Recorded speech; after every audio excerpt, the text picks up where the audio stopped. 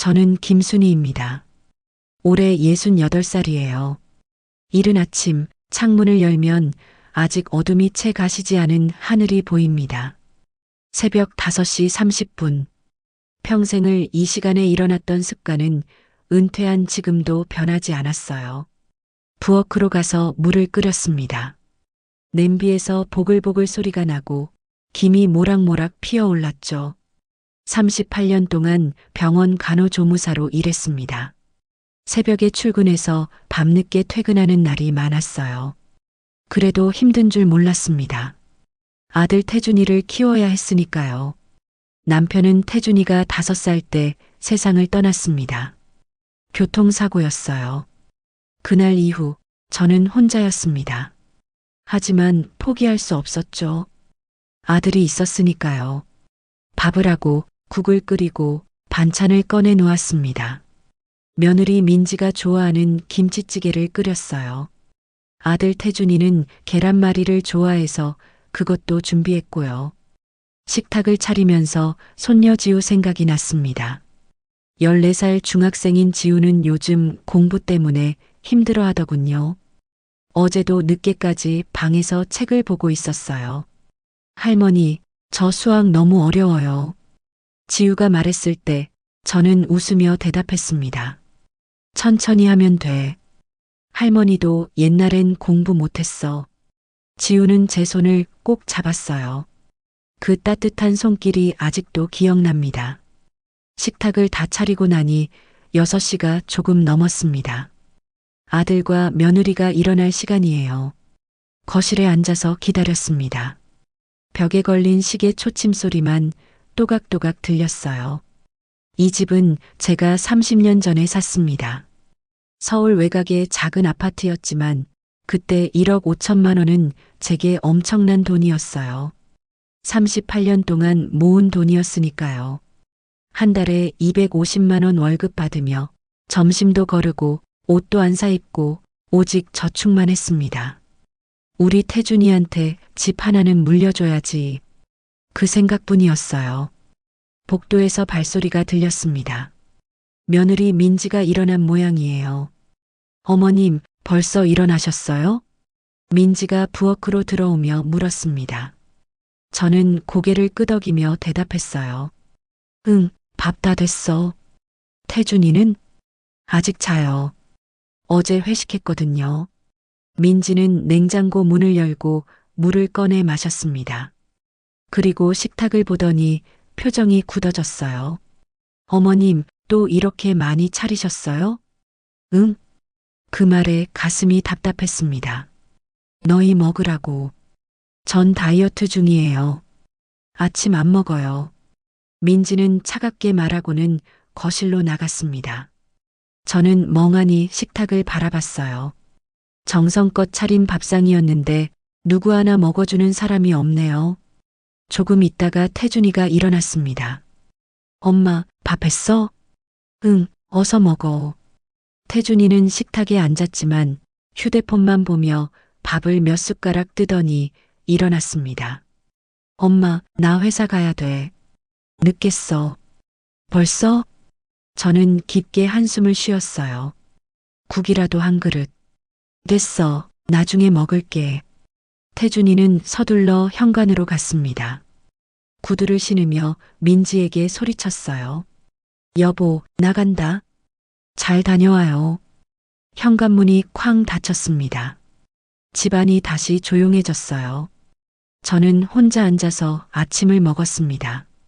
김치찌개가 맛있게 끓여졌는데 혼자 먹으니 왠지 싱거웠어요. 밥을 먹고 설거지를 했습니다. 물이 손등에 닿을 때마다 차가웠지만 이 정도는 아무것도 아니죠. 38년 동안 환자들 씻기고 링거 꽂고 휠체어 밀던 손입니다. 이 정도 찬물쯤이야. 설거지를 다 하고 나니 7시 30분이었습니다. 민지는 소파에 앉아 TV를 보고 있었어요. 민지야, 커피 탈까? 아니요, 괜찮아요. 민지는 TV에서 눈을 떼지 않은 채 대답했습니다. 저는 가만히 서서 며느리를 바라봤어요. 예쁜 얼굴이지만 요즘 표정이 예전 같지 않습니다. 뭔가 고민이 있는 것 같기도 하고, 저를 피하는 것 같기도 하고, 민지야, 혹시 무슨 일 있어? 제가 조심스럽게 물었습니다. 민지는 잠시 저를 쳐다보더니 고개를 저었어요. 아니에요. 아무 일도 없어요. 그 말투가 왠지 차가웠습니다. 저는 더 이상 묻지 않고 제 방으로 돌아왔어요. 작은 방이지만 제겐 소중한 공간입니다. 창가에 앉아서 밖을 내다봤습니다. 아침 해가 떠오르고 있었어요. 68년을 살았습니다. 38년을 일했고 아들 하나 키웠고 이제 손녀도 생겼습니다. 힘들었지만 행복했어요. 그런데 요즘 뭔가 이상합니다. 며느리의 태도가 달라졌고 아들도 저를 피하는 것 같고 이 집 안 공기가 무거워진 것 같아요. 혹시 제가 잘못한 게 있을까요? 창밖을 보며 그런 생각을 했습니다. 방에 앉아 있으니 옛날 생각이 났습니다. 남편 김철수는 좋은 사람이었어요. 말수는 적었지만 성실했고 저를 아꼈습니다. 결혼한 지 5년 만에 아들 태준이가 태어났어요. 그날 남편이 병원 복도를 뛰어다니며 좋아하던 모습이 아직도 눈에 선합니다. 여보, 우리 아들이야. 아들. 남편은 그렇게 소리치며 제 손을 꼭 잡았어요. 하지만 행복은 오래가지 않았습니다. 태준이가 5살 되던 해 남편이 퇴근길에 교통사고를 당했어요. 큰 트럭과 부딪혔다고 했습니다. 병원에 달려갔지만 이미 늦었어요. 의사가 고개를 저으며 말했습니다. 유가족분이세요? 조의를 표합니다. 그 순간 세상이 무너지는 것 같았습니다. 장례식장에서 5살 태준이가 물었어요. 엄마, 아빠 어디 갔어? 언제 와? 저는 대답할 수 없었습니다. 그저 아들을 꼭 안아줄 뿐이었어요. 장례를 치르고 나니 통장에 남은 돈이 얼마 없었습니다. 보험금으로 5천만 원이 나왔지만 그걸로 아들을 키우고 집을 사기엔 턱없이 부족했어요. 고민 끝에 병원 간호조무사 일을 시작했습니다. 처음엔 힘들었어요.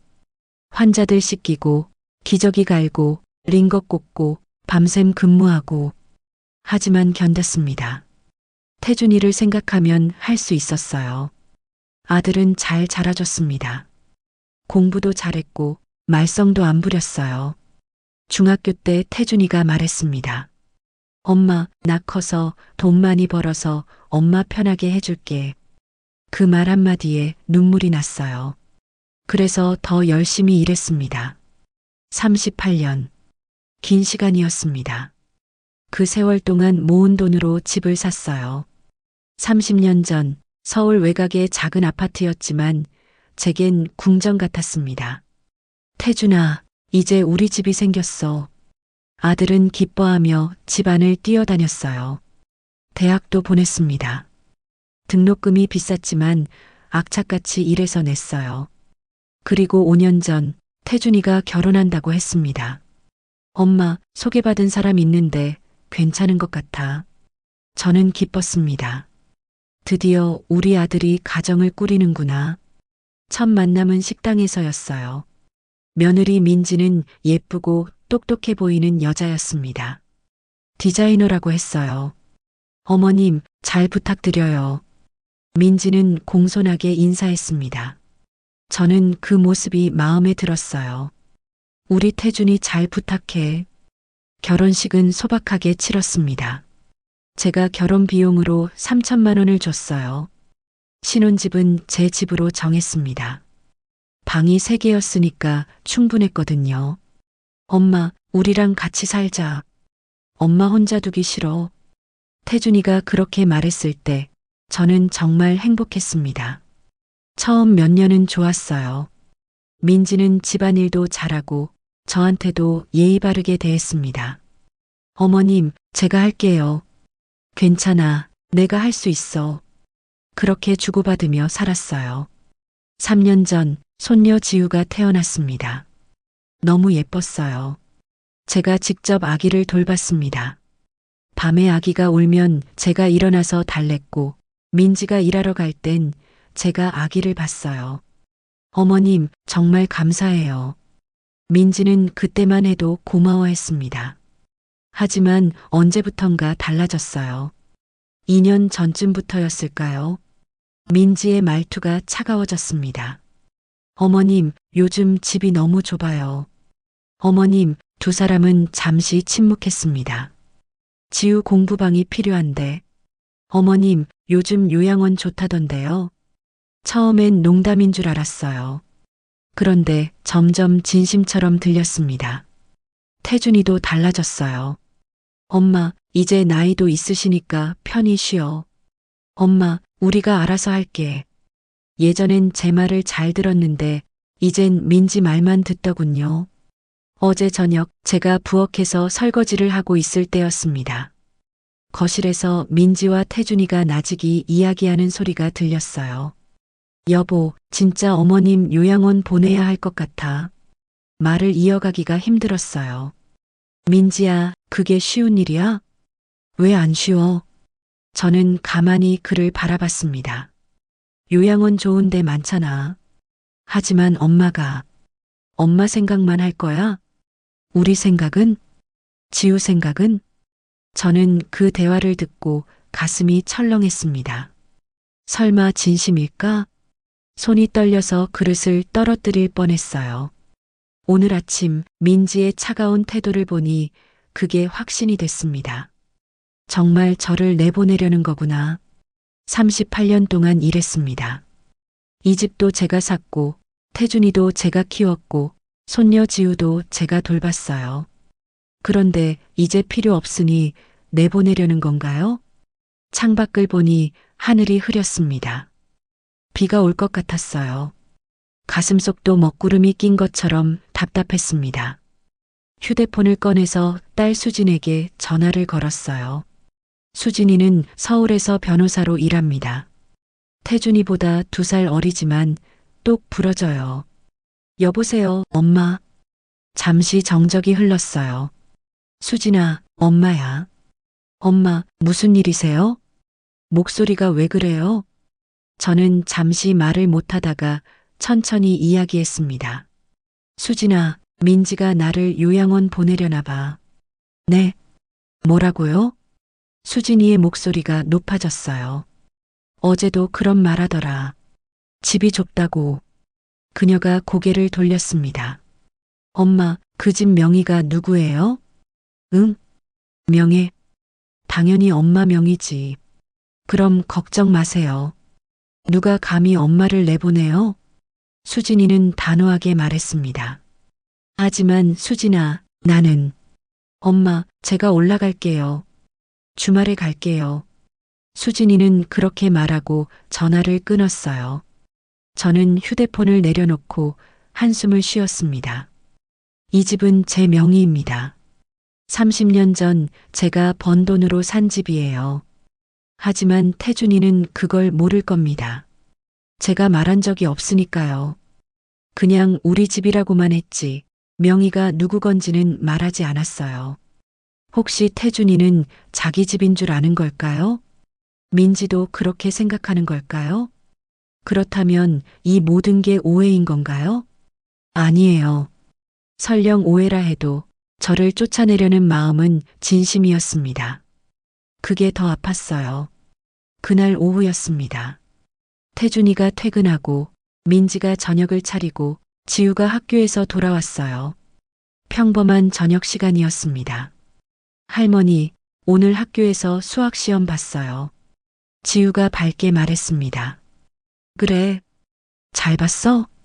잘 모르겠어요. 어려웠어요. 지우는 풀이 죽은 목소리로 대답했어요. 저는 지우의 머리를 쓰다듬었습니다. 괜찮아. 다음에 잘하면 돼. 그때 민지가 끼어들었어요. 지우야, 방 가서 공부해. 할머니랑 수다 떨 시간 없어. 민지의 목소리는 차갑고 날카로웠습니다. 지우는 할머니를 한번 보고는 방으로 들어갔어요. 저는 민지를 바라봤습니다. 뭔가 이상했어요. 저녁을 먹는 동안 아무도 말이 없었습니다. 숟가락 소리만 덜그럭거렸어요. 태준이는 계속 휴대폰만 보고 민지는 밥을 거의 먹지 않았습니다. 저는 조심스럽게 물었어요. 민지야, 입맛이 없니? 왜 안 먹어?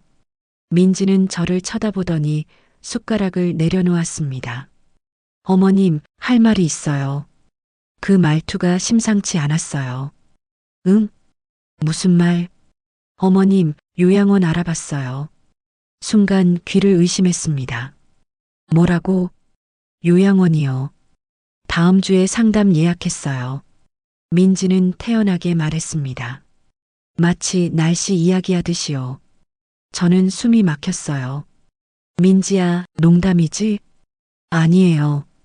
진심이에요. 민지는 고개를 저으며 태준이를 봤습니다. 태준이는 여전히 휴대폰만 보고 있었어요. 태준아. 제가 아들을 불렀습니다. 태준이는 그제야 고개를 들었어요. 엄마, 너도 이거 알고 있었어? 태준이는 잠시 망설이다가 고개를 끄덕였습니다. 응, 민지랑 이야기했어. 가슴이 쿵 내려앉았습니다. 왜? 내가 뭘 잘못했는데? 제 목소리가 떨렸어요. 민지가 대답했습니다.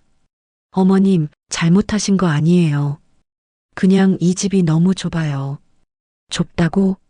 네. 방이 3개인데 우리 방, 지우 방, 어머님 방. 지우 공부방이 필요한데 방이 없어요. 민지는 차근차근 설명했습니다. 그럼 거실에서 공부하면 되잖아. 어머님, 요즘 애들 경쟁 심해요. 공부방 없으면 뒤처져요. 그래도 어머님, 요양원 좋아요.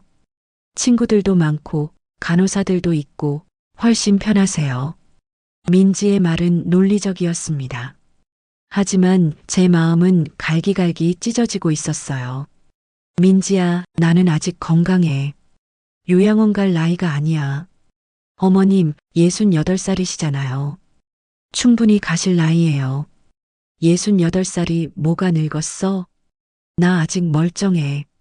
제 목소리가 커졌습니다. 태준이가 끼어들었어요. 엄마, 소리 지르지 마. 민지 말도 일리 있어. 뭐?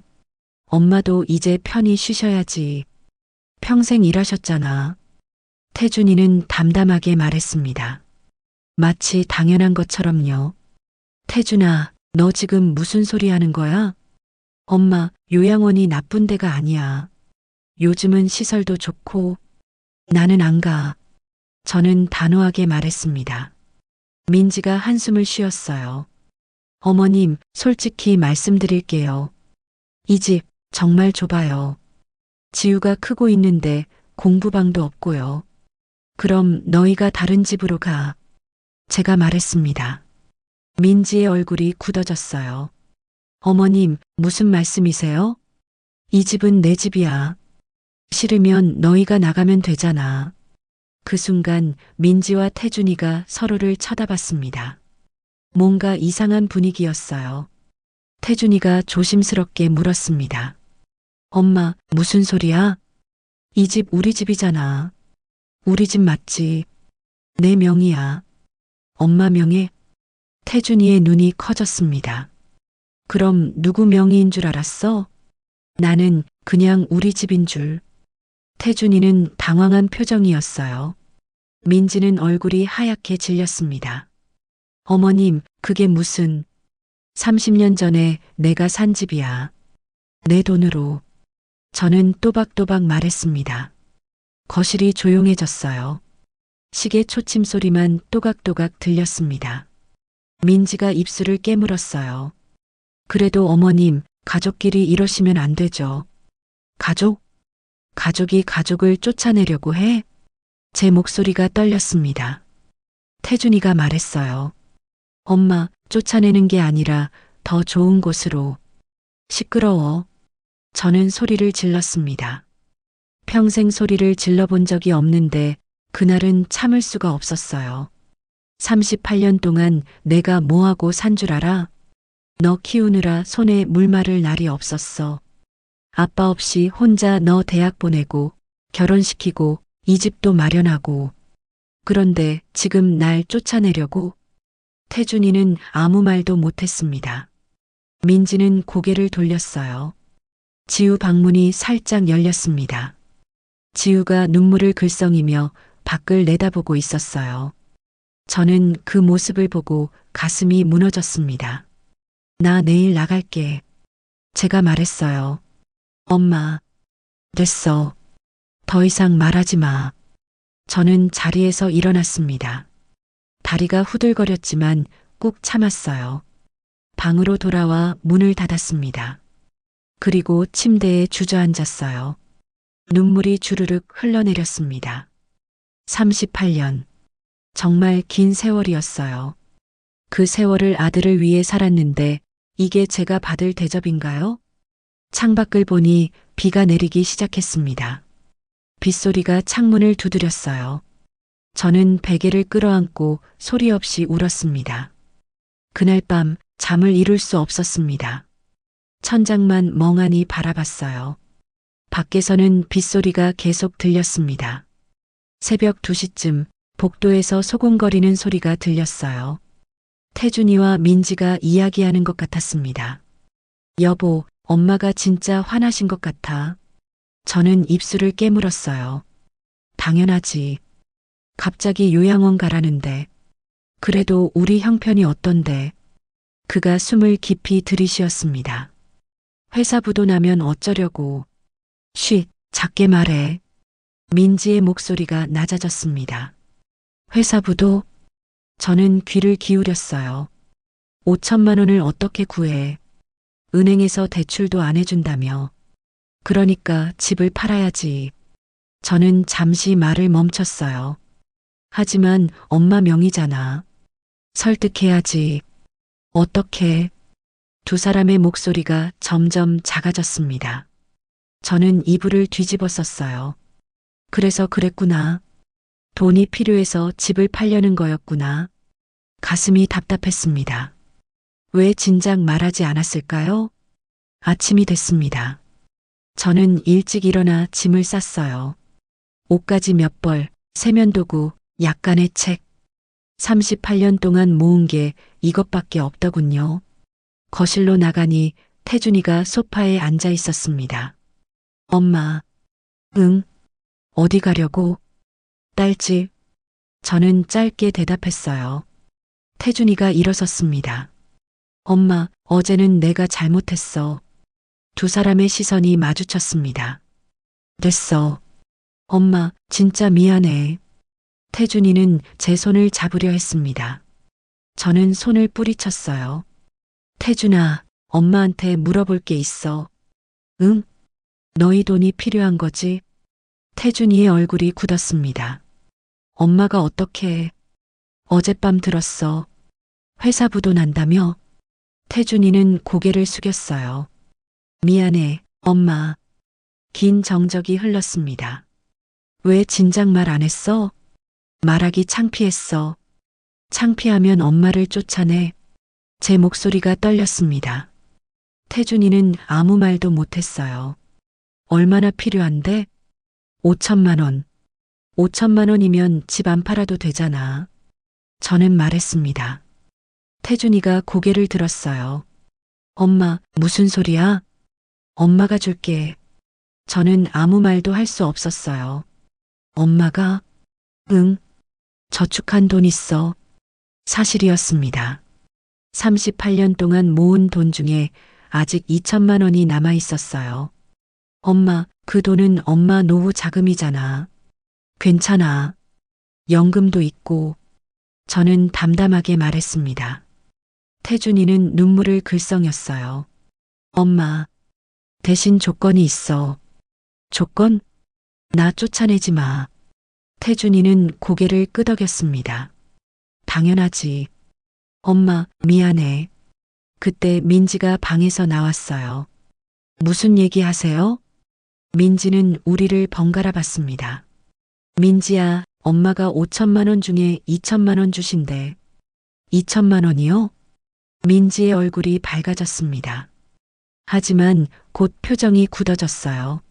나머지 3천만 원은요? 그건 우리가 어떻게든 대출도 안 되는데? 민지의 목소리가 날카로워졌습니다. 민지야. 태준이가 말렸지만 소용없었어요. 어머님, 2천만 원으로는 안 돼요. 5천만 원이 필요해요. 민지는 제게 다가왔습니다. 그럼 집을 파세요. 뭐? 이 집 팔면 4억이에요. 그럼 빚도 갚고 새 집도 살 수 있어요. 민지의 눈빛이 차가웠습니다. 저는 한숨을 쉬었어요. 민지야, 이 집은 내가 38년 동안 일해서 산 집이야. 말문이 막혔습니다. 알아요. 그래서 어머님 목도 드릴게요. 그 순간이 길게 느껴졌습니다. 내 목? 네. 4억 중에 1억은 어머님 드릴게요. 민지는 마치 장사하듯 말했습니다. 저는 어이가 없었어요. 내 집인데 내가 1억만 받는다고? 어머님, 요즘 집값 비싸요. 1억이면 작은 원룸 하나 사실 수 있어요. 민지야. 태준이가 소리쳤습니다. 뭐? 내가 뭘 잘못했어? 민지는 태연했어요. 저는 두 사람을 번갈아 봤습니다. 딸에게 전화를 걸었어요. 여보세요? 수진아, 엄마야. 엄마, 무슨 일이에요? 새벽에. 저는 상황을 설명했습니다. 회사 부도 5천만 원, 집 팔자는 이야기. 수진이는 조용히 듣고 있었어요. 엄마, 절대 집 팔면 안 돼요. 저는 눈을 감았어요. 하지만 태준이가, 엄마, 오빠 문제는 오빠가 해결해야죠. 침묵이 흘렀습니다. 그래도 우리 아들인데. 엄마는 충분히 하셨어요. 이제 오빠 인생 오빠가 살아야 해요. 수진이의 목소리는 단호했습니다. 수진아, 엄마, 카드부터 끊으세요. 그녀의 목소리가 떨렸어요. 카드? 오빠 쓰는 카드, 엄마 명의잖아요. 저는 깜짝 놀랐어요. 어떻게 알았을까요? 응, 맞아. 저는 고개를 끄덕였습니다. 그거 끊으세요. 그리고 매달 보내는 50만 원도 끊으세요. 공기가 무거워졌어요. 하지만, 엄마, 지금 안 하시면 평생 이용당해요. 수진이는 엄하게 말했습니다. 전화를 끊고 나니 손이 떨렸어요. 태준이가 물었습니다. 엄마, 누구랑 통화한 거야? 수진이가 뭐래? 저는 태준이를 똑바로 봤습니다. 태준아, 너 카드 쓰고 있지? 응? 4명의 카드부가 카드로 주지 않았니? 태준이의 얼굴이 하얗게 질렸어요. 엄마, 그 말에 가슴이 답답했습니다. 매달 50만 원씩 계좌에 넣어줬지? 엄마, 저는 깊게 한숨을 쉬었어요. 그건 너 몰랐지? 그 돈이 어디서 나온 건지.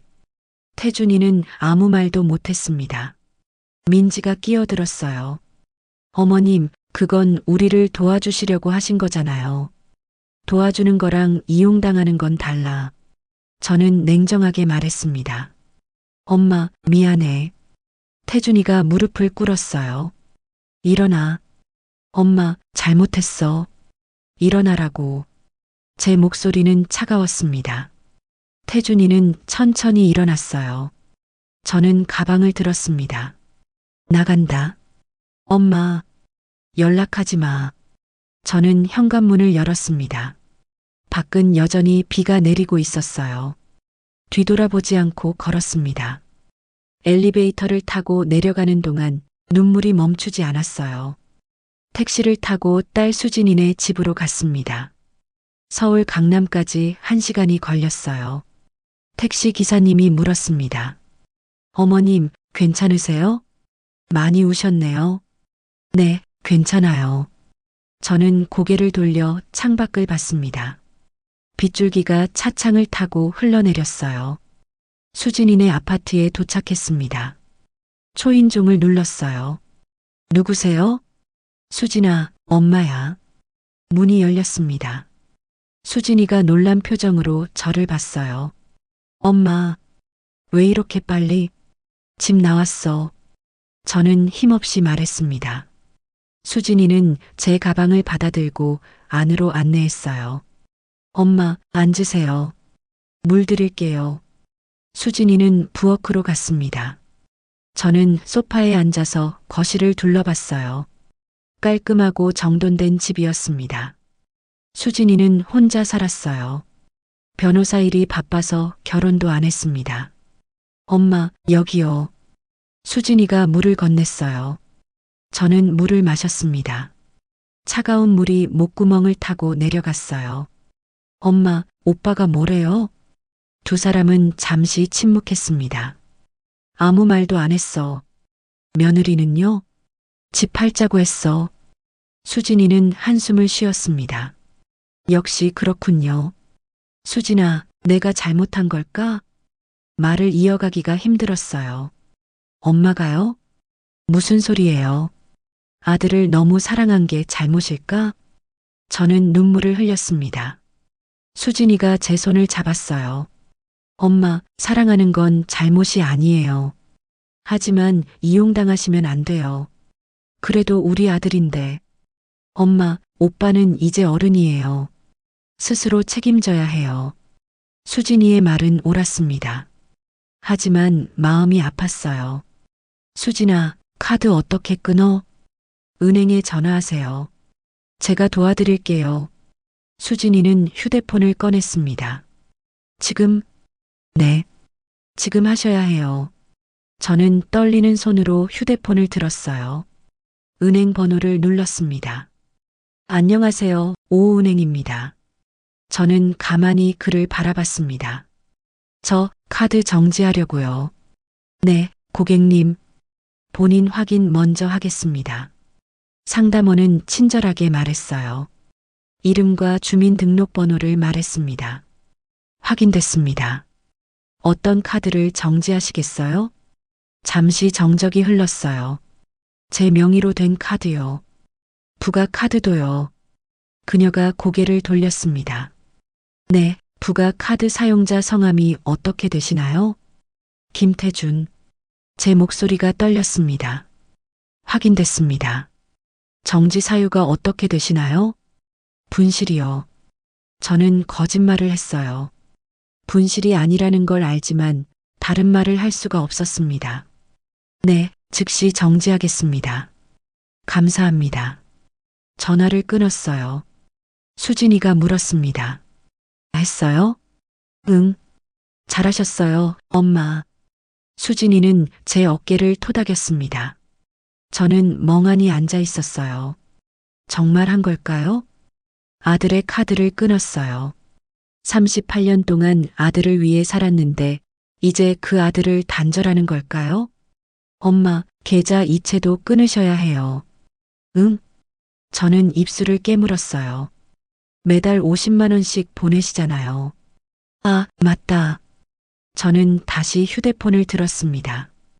은행 앱을 켰어요. 자동 이체 목록을 봤습니다. 김태준 앞으로 매달 50만 원. 10년 동안 보냈어요. 총 6천만 원.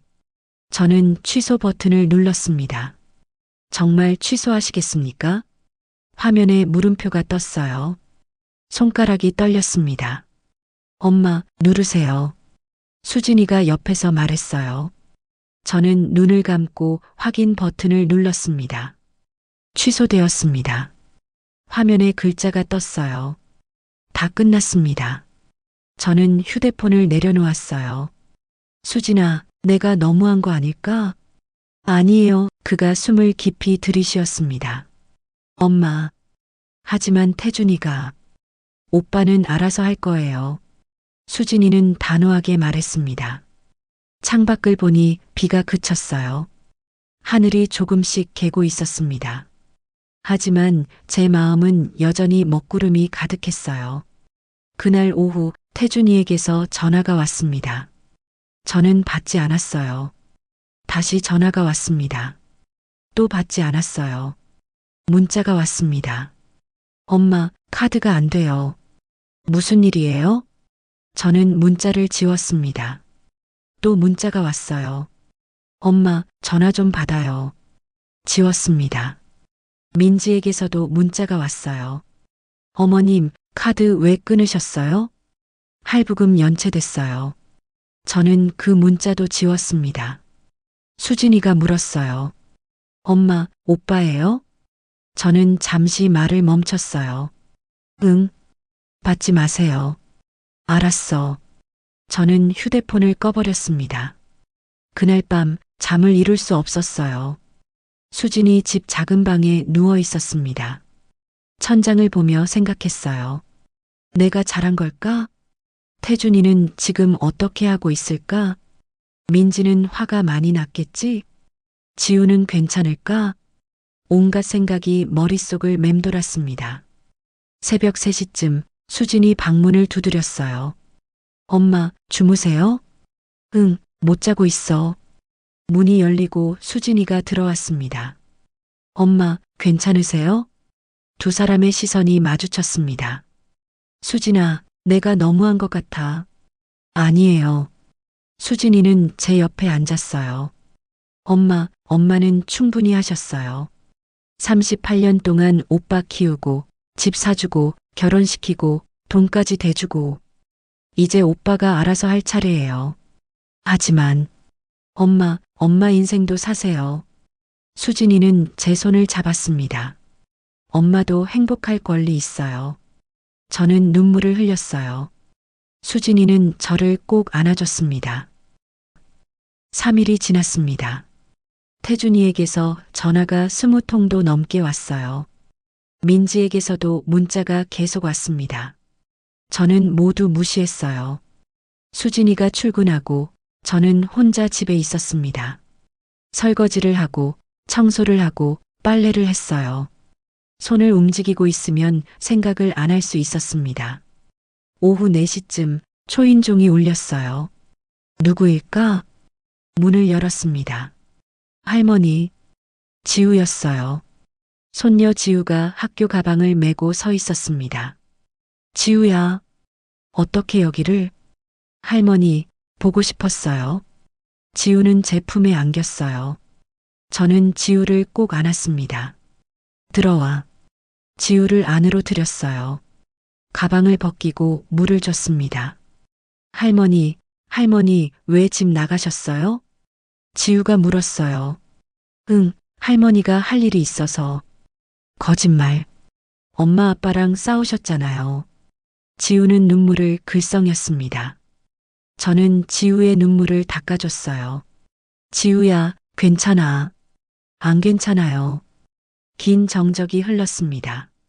엄마 아빠가 매일 싸워요. 뭐라고 싸우는데? 돈 얘기요. 카드가 안 된대요. 할부금도 연체됐대요. 지우는 훌쩍이며 말했습니다. 제 가슴이 아팠어요. 지우야, 미안해. 할머니 잘못 아니에요. 지우는 고개를 저었어요. 엄마가 이상해요.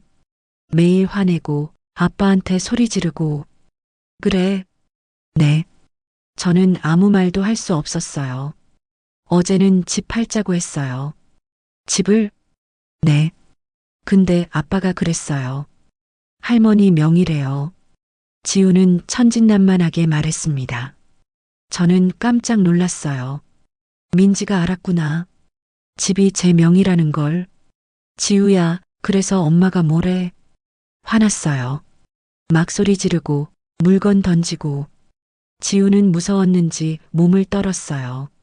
저는 지우를 안아줬습니다. 괜찮아, 지우야. 말문이 막혔습니다. 할머니, 집에 안 돌아오세요? 그 순간이 길게 느껴졌습니다.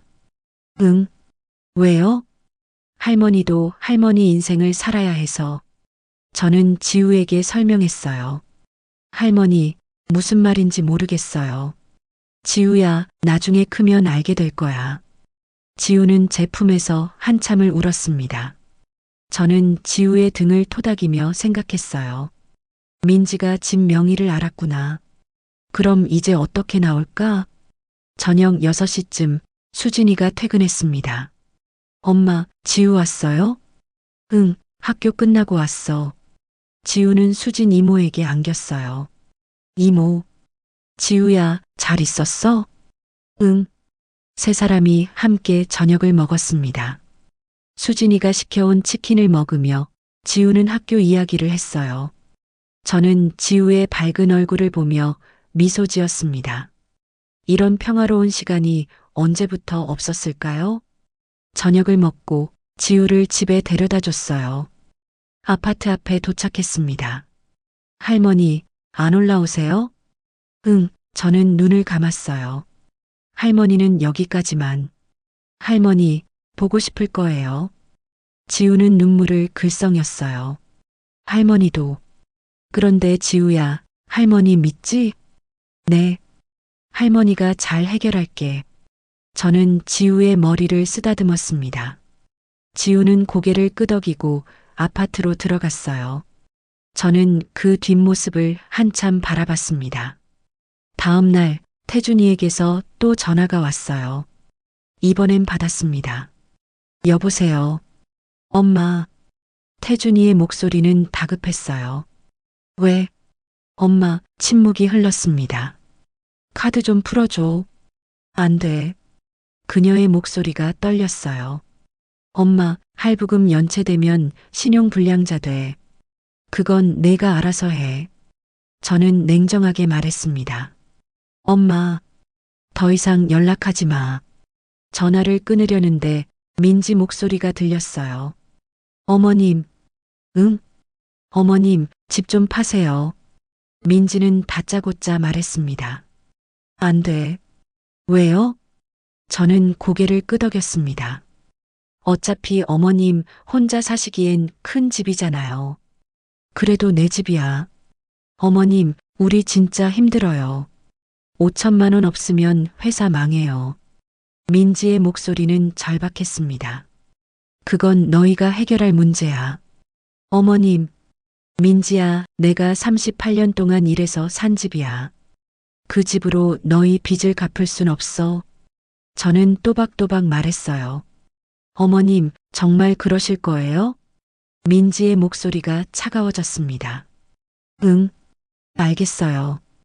우리끼리 알아서 할게요. 민지는 전화를 끊었어요.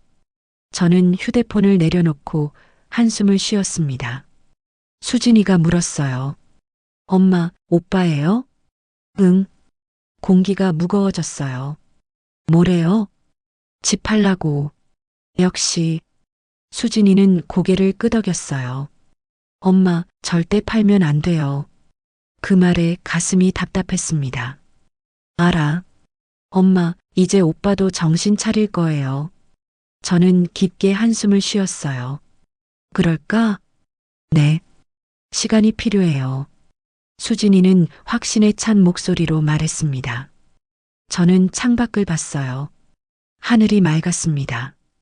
이제 제 마음도 조금씩 개는 것 같았어요.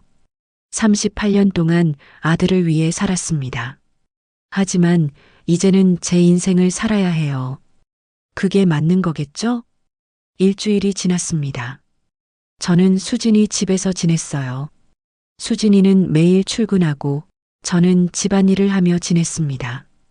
평화로웠어요.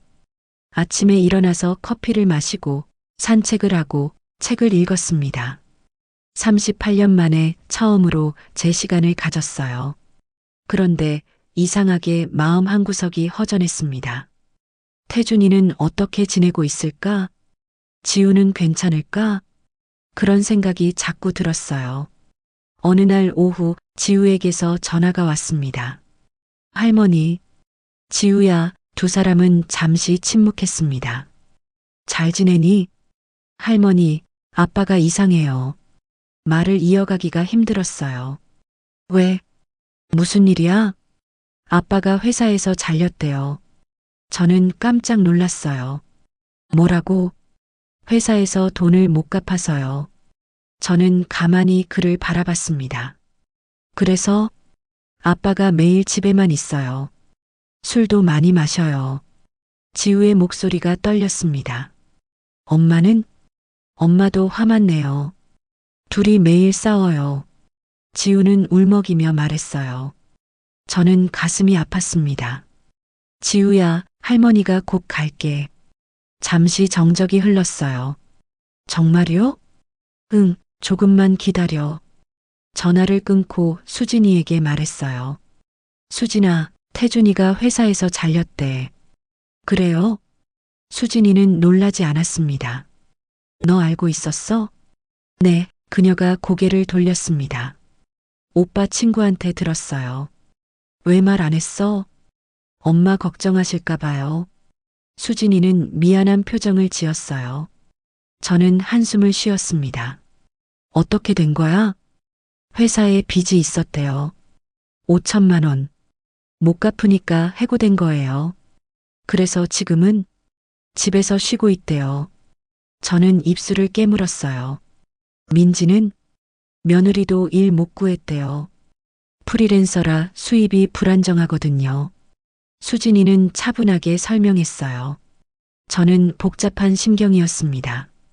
안타까우면서도 한편으로는 당연한 결과 같았어요. 엄마, 오빠한테 연락하실 거예요? 그가 숨을 깊이 들이쉬었습니다. 아니, 아직은. 잘 생각하셨어요. 수진이는 고개를 끄덕였습니다. 며칠 후 태준이에게서 전화가 왔어요. 이번에도 받지 않았습니다. 문자가 왔어요. 엄마, 나 회사 잘렸어. 도와줘. 저는 문자를 읽고 지웠습니다. 또 문자가 왔어요. 엄마, 제발. 차도 압류당했어. 지웠습니다. 세 번째 문자가 왔어요. 엄마, 미안해. 정말 미안해. 엄마 없이는 못 살겠어. 저는 그 문자를 보고 눈물이 났습니다.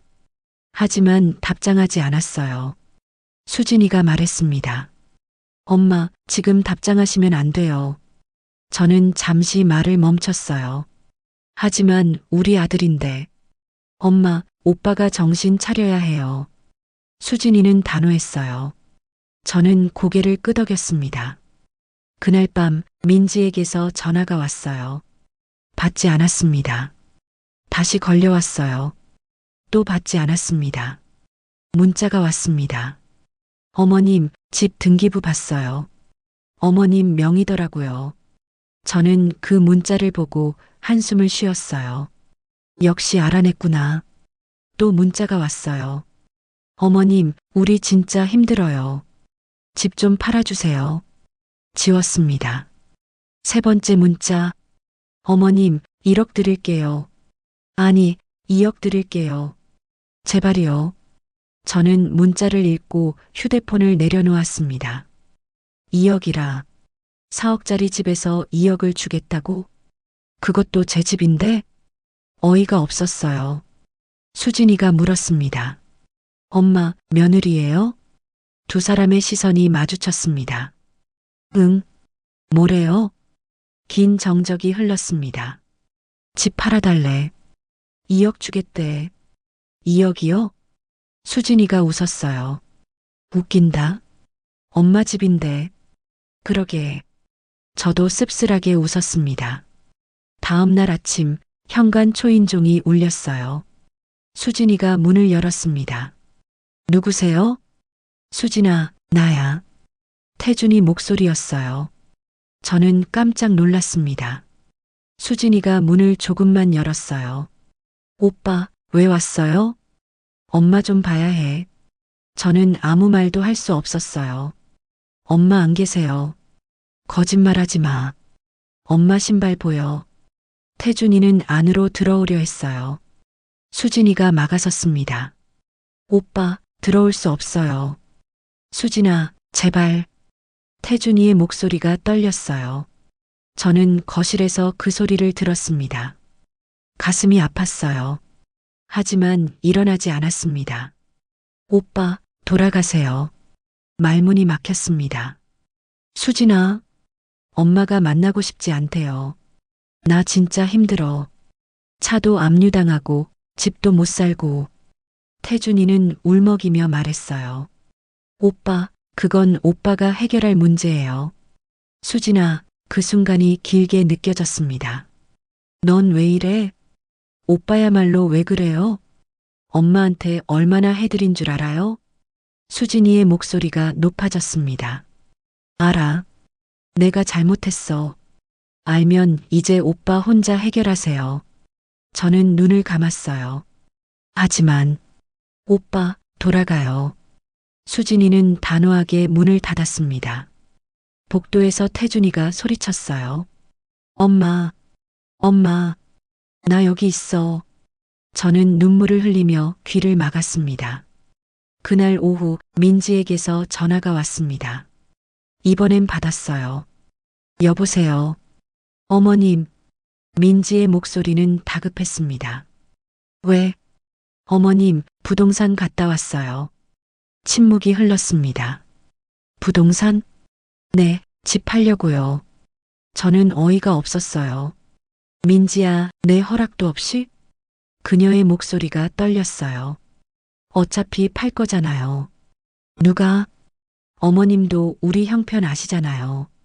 민지는 당연하다는 듯 말했습니다. 민지야, 그 집은 내 집이야. 저는 고개를 끄덕였습니다. 알아요. 그래서 어머님 목 드린다니까요.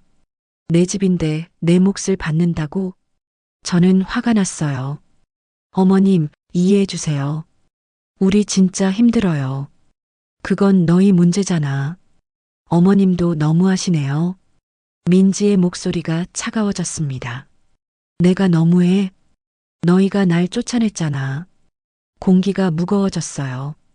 그건 민지야, 더 이상 말하지 마. 저는 전화를 끊었어요. 손이 떨렸습니다. 수진이가 물었어요. 엄마, 괜찮으세요? 그 말에 가슴이 답답했습니다. 응, 괜찮아. 며느리가 부동산 갔대요? 저는 깊게 한숨을 쉬었어요. 응, 허락도 없이요? 그렇대. 수진이는 한숨을 쉬었습니다. 엄마, 이거 법적으로 문제예요. 그래. 두 사람은 잠시 침묵했습니다. 네, 명의자 동의 없이는 못 팔아요. 다행이네. 저는 안도의 한숨을 쉬었어요. 저녁 무렵 지우에게서 전화가 왔습니다. 할머니, 지우야. 할머니, 엄마 아빠가 싸워요. 지우의 목소리는 겁에 질려 있었어요. 왜? 무슨 일이야? 집을 못 판대요. 말을 이어가기가 힘들었어요. 할머니 도장이 필요하대요. 그래서 엄마가 아빠한테 소리 지르고 있어요. 뒤에서 민지 목소리가 들렸습니다. 당신 엄마 어디 있는지도 몰라. 가서 도장 받아와. 태준이 목소리도 들렸어요. 나도 모른다니까. 수진이가 안 알려줘. 그럼 어떡해? 저는 가만히 그를 바라봤습니다. 우리 다 죽자는 거야? 민지야, 진정해. 잠시 정적이 흘렀어요. 진정하라고? 5천만 원을 어떻게 구해? 나도 모르겠어. 태준이가 소리쳤습니다. 물건 깨지는 소리가 들렸어요. 지우가 울기 시작했습니다. 할머니, 무서워요. 지우야, 괜찮아. 할머니가 갈게. 정말요? 응, 지금 갈게. 저는 전화를 끊고 수진이를 봤어요. 수진아, 나 좀 데려다 줄래? 그녀가 고개를 돌렸습니다. 엄마, 어디요? 저는 입술을 깨물었어요. 태준이네. 왜요? 지우가 무서워해. 수진이는 잠시 고민하다가 고개를 끄덕였습니다. 알았어요. 근데 엄마, 들어가시면 안 돼요. 알아. 그가 숨을 깊이 들이쉬었습니다. 약속하세요. 응, 약속해. 수진이는 차를 몰고 태준이네 아파트로 갔어요. 30분쯤 걸렸습니다. 아파트 앞에 도착했어요. 엄마, 여기서 기다리세요. 응. 수진이는 지우에게 전화를 걸었습니다. 지우야, 이모야. 내려올래? 잠시 후 지우가 뛰어내려왔어요. 눈이 빨갛게 부어 있었습니다. 할머니. 지우는 차에 타자마자 제 품에 안겼어요. 지우야, 괜찮아. 저는 지우를 안으며 등을 토닥였습니다. 할머니, 엄마 아빠가 계속 싸워요. 많이 무서웠지? 네. 지우는 고개를 끄덕이며 울었어요. 저는 지우를 달래며 아파트를 올려다봤습니다. 창문에 불이 켜져 있었어요. 그 안에서 태준이와 민지가 싸우고 있겠죠. 가슴이 아팠습니다. 수진아, 집으로 가자. 네, 엄마. 수진이는 차를 출발시켰어요. 뒤에서 지우가 물었습니다. 할머니, 저 오늘 할머니랑 자면 안 돼요? 그럴까? 네. 지우는 환하게 웃었어요. 그날 밤 지우는 제 옆에서 잤습니다. 지우의 고른 숨소리를 들으며 저는 천장을 봤어요. 태준이는 어떻게 하고 있을까? 민지는 화가 많이 났겠지? 하지만 그건 제 문제가 아니에요. 이제 태준이가 알아서 해야 합니다. 저는 눈을 감았어요. 2주가 지났습니다. 지우는 계속 수진이 집에서 지냈어요. 학교 갈 때만 집에 들러서 옷을 챙겼습니다. 저는 지우와 함께 지내며 평화로운 시간을 보냈어요. 아침에 같이 일어나서 밥을 먹고 학교에 데려다 주고 저녁엔 함께 숙제를 봤습니다. 38년 전 태준이를 키울 때가 생각났어요. 어느 날 오후 현관 초인종이 울렸습니다. 수진이가 문을 열었어요. 누구세요? 수진아, 나야. 태준이 목소리였습니다. 저는 거실에 앉아 있었어요. 오빠, 또 왔어요? 저는 잠시 말을 멈췄어요. 엄마 좀 봐야 해. 안 된다니까요. 수진아, 제발. 딱 한 번만. 태준이는 애원하듯 말했어요. 저는 잠시 고민하다가 일어났습니다. 수진아, 들여보내. 엄마, 괜찮아. 수진이는 마지못해 문을 열었어요. 태준이가 들어왔습니다. 뒤에 민지도 함께였어요. 두 사람 모두 초췌해 보였습니다. 태준이는 수염이 덥수룩했고 민지는 화장기 없는 얼굴이었어요. 엄마. 태준이가 저를 보고 무릎을 꿇었습니다. 민지도 옆에 무릎을 꿇었어요. 어머님, 죄송해요. 두 사람이 동시에 말했습니다. 저는 그들을 내려다봤어요. 일어나. 엄마, 정말 미안해. 태준이는 고개를 숙인 채 말했습니다. 일어나라고. 제 목소리는 차가웠어요. 두 사람은 천천히 일어났습니다. 엄마, 나 정신이 없었어. 회사도 잘리고 돈도 없고 그래서 엄마한테 화풀이한 것 같아. 그래서 용서해줘.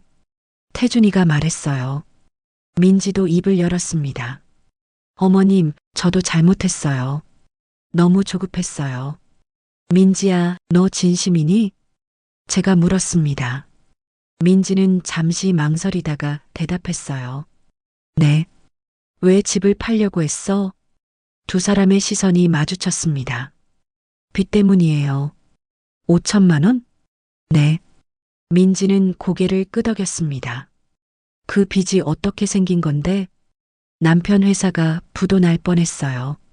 그래서 제가 돈을 빌렸어요. 민지는 솔직하게 말했어요. 왜 진작 말 안 했어? 창피했어요. 창피하면 나를 쫓아내.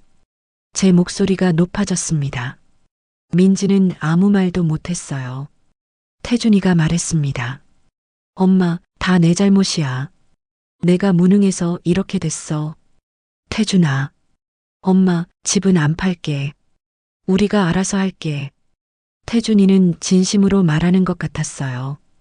그럼 빚은 어떻게 할 건데? 은행에 사정해 볼게. 분할 상환하든 다른 방법 찾든. 민지야, 너도 그렇게 생각해? 제가 민지를 봤습니다. 민지는 잠시 망설이다가 고개를 끄덕였어요. 네, 어머님. 진심이지? 네.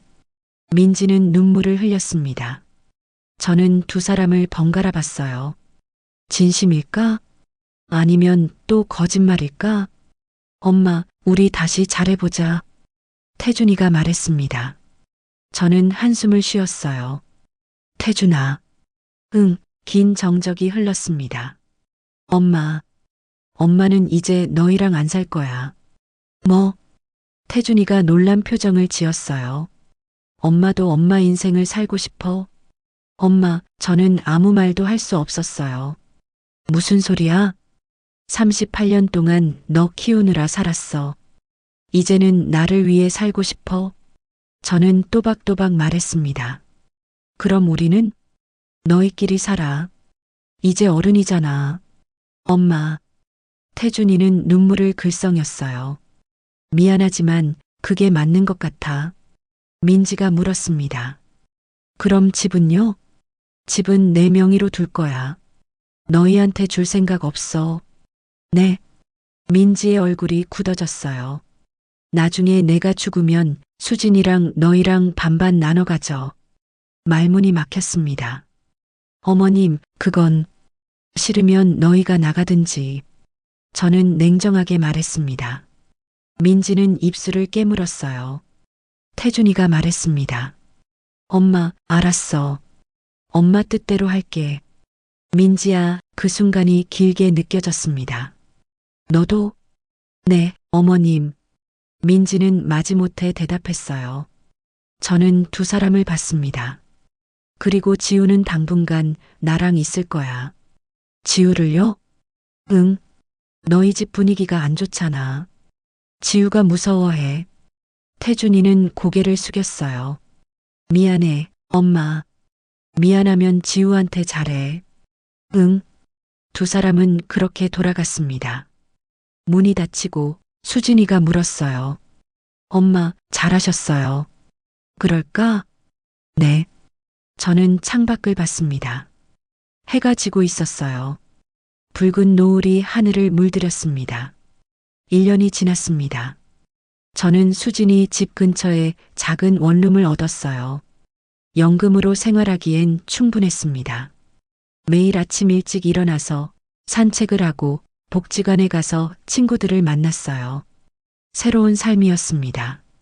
38년 동안 아들을 위해 살았는데 이제는 저를 위해 살고 있었어요. 처음엔 어색했습니다. 아침에 일어나면 자동으로 밥을 하려고 했고 설거지를 하려고 부엌으로 갔어요. 하지만 점점 익숙해졌습니다. 혼자 사는 것도 나쁘지 않더군요. 지우는 주말마다 찾아왔어요. 할머니, 지우야, 잘 지냈어? 네. 지우는 밝게 웃으며 제 품에 안겼습니다. 학교는? 재밌어요. 저는 눈을 감았어요. 친구들이랑 놀고, 공부는? 열심히 해요. 지우는 할머니와 함께 있을 때가 제일 행복하다고 했어요. 저도 마찬가지였습니다. 태준이는 어떻게 지내고 있을까요? 가끔 지우한테 물어봤어요. 지우야, 아빠는 잘 지내? 침묵이 흘렀습니다. 응, 새 직장 다녀요. 그래. 그녀의 목소리가 떨렸어요. 다행이네. 엄마도 일 시작했어요. 저는 고개를 끄덕였습니다. 민지가? 네. 디자인 회사 들어갔대요. 지우는 밝게 말했습니다. 다행이에요. 두 사람이 알아서 잘하고 있구나. 할머니는 안 보고 싶어? 지우가 물었어요. 보고 싶지. 저는 솔직하게 대답했습니다. 그럼 왜 안 만나요? 지우야, 어른들 일은 복잡해. 무슨 말인지 모르겠어요. 지우는 고개를 갸웃거렸어요. 저는 웃으며 지우의 머리를 쓰다듬었습니다. 나중에 크면 알게 될 거야. 추석이 다가왔습니다. 태준이에게서 전화가 왔어요. 엄마. 응. 공기가 무거워졌어요. 추석에 우리 집 올래? 아니, 그 말에 가슴이 답답했습니다. 괜찮아. 엄마. 나는 수진이랑 있을 거야. 저는 단호하게 말했습니다. 그래도 명절인데. 태런아, 저는 깊게 한숨을 쉬었어요. 이제 명절에도 안 만날 거야. 엄마, 두 사람은 잠시 침묵했습니다. 그게 무슨, 너희는 너희끼리, 나는 나대로. 태준이는 한동안 말이 없었어요. 알았어, 엄마. 전화를 끊었습니다. 가슴이 아팠지만 이게 맞는 것 같았어요. 추석 당일 수진이네 집에서 지냈어요. 수진이가 송편을 빚었고 저는 전을 부쳤습니다. 지우도 함께였어요. 할머니, 이거 맛있어요. 지우는 송편을 먹으며 웃었어요. 그래, 더 먹어. 세 사람이 함께 밥을 먹었습니다. 소박하지만 따뜻한 명절이었어요. 저녁 무렵 창밖을 봤습니다. 보름달이 떠 있었어요. 태준이는 지금 뭘 하고 있을까요? 민지는 잘 지내고 있을까요? 그런 생각을 하다가 고개를 저었어요. 이제 그런 생각하지 말자. 그들은 그들 인생을 살고 나는 내 인생을 사는 거야. 겨울이 왔습니다. 저는 복지관에서 봉사활동을 시작했어요. 독거노인 반찬 배달이었습니다. 38년 동안 병원에서 일한 경험이 도움이 됐어요. 노인들을 돌보는 일이 익숙했거든요. 할머니, 고마워요. 아니에요. 제가 더 고맙죠. 반찬을 전해드리고 돌아오는 길, 마음이 뿌듯했습니다. 이런 삶도 나쁘지 않네요. 어느 날 길을 걷다가 태준이를 봤어요. 횡단보도 건너편에 서 있었습니다. 태준이도 저를 봤어요. 두 사람은 서로를 바라봤습니다. 태준이가 손을 흔들었어요. 저는 고개를 살짝 끄덕였습니다. 그리고 돌아섰어요. 신호가 바뀌고 사람들이 건너기 시작했습니다. 저는 반대 방향으로 걸었어요. 뒤돌아보지 않았습니다. 밤이 됐습니다. 원룸에 혼자 앉아서 차를 마셨어요. 창밖을 보니 눈이 내리고 있었습니다. 하얀 눈송이가 조용히 떨어졌어요. 68년을 살았습니다. 38년을 일했고 아들을 키웠고 손녀도 봤어요. 이제 남은 인생은 저를 위해 살 거예요. 서운하지만 이게 맞는 것 같습니다. 저를 존중하지 않는 곳에 있을 필요는 없으니까요. 눈은 계속 내렸습니다. 저는 차를 마시며 창밖을 봤어요. 고요하고 평화로웠습니다. 이제야 진짜 제 삶을 사는 것 같았어요. 오늘의 여정을 함께 해주셔서 고맙습니다. 다음 이야기에도 따뜻한 순간들이 준비되어 있습니다. 구독과 좋아요로 계속 함께 해주시길 바라겠습니다. 감사합니다.